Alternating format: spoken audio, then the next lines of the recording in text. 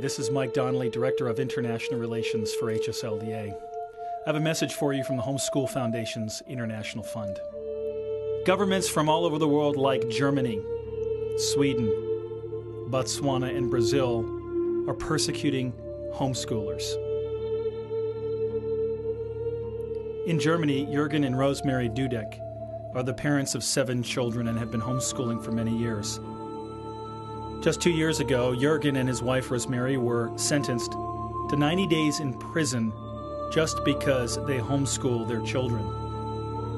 Even though this sentence was overturned on appeal, the family was still held criminally responsible. They're appealing their conviction and remaining in Germany to fight for freedom for homeschooling families.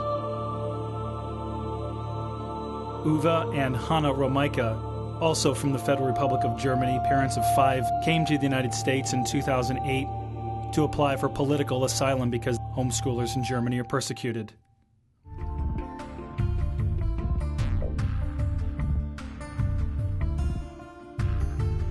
I was scared when the policemen came, and I cried, and I didn't want to go to school when they came.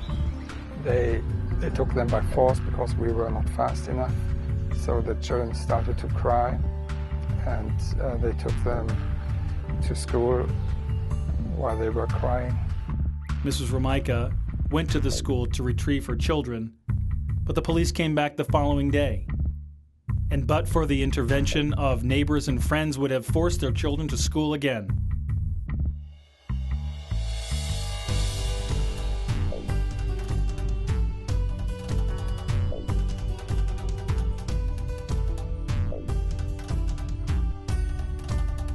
Because the Romaikas were willing to leave their home and come to the United States, and because HSLDA, with the support of our members, helped them with their case, we've had an impact on Germany's culture and have initiated a countrywide debate on homeschooling in Germany.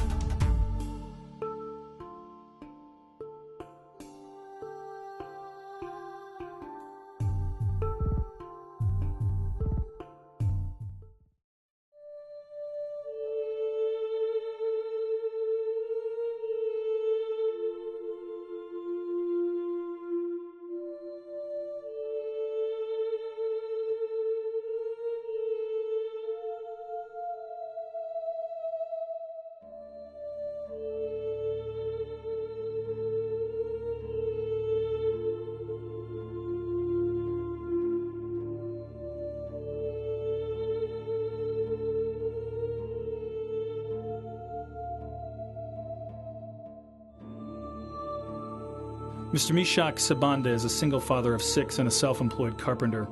Along with the Modi Motatas, he was facing contempt charges, jail time, and stiff fines. As a result of these court actions, his community has shunned Mr. Sabanda, and he's been losing his customers. Like the Modi Motatas, the police raided his home as well and seized his homeschooling materials. Along with the Modi Motatas, his case has been referred to the Botswana High Court, and we are hopeful that this court will rule in the favor of these and other families in Botswana.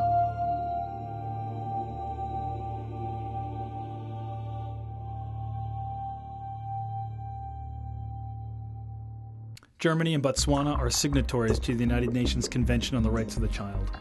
And in fact, in the court's decision in Botswana, it referred to international treaties as reasons for taking these actions against these families. Helping families like these helps to keep these ideas from infecting American public policy. In a dramatic case in Sweden, Christer and Annie Johansson were on an airliner leaving the country to move to Annie's home country of India. They were shocked when the police stopped at their seat and took their only son, Dominic, into custody. The only reason, because he was homeschooled. Since then, the Johanssons have lived through a nightmare only permitted to visit their son once every 5 weeks and to have 15 minutes of phone conversation with him every 2 weeks. The family has suffered incredible pressure and stress from this separation. In official correspondence with HSLDA, Swedish authorities point to their international treaty obligations under the United Nations Convention on the Rights of the Child as to why they took Dominic and why they keep him.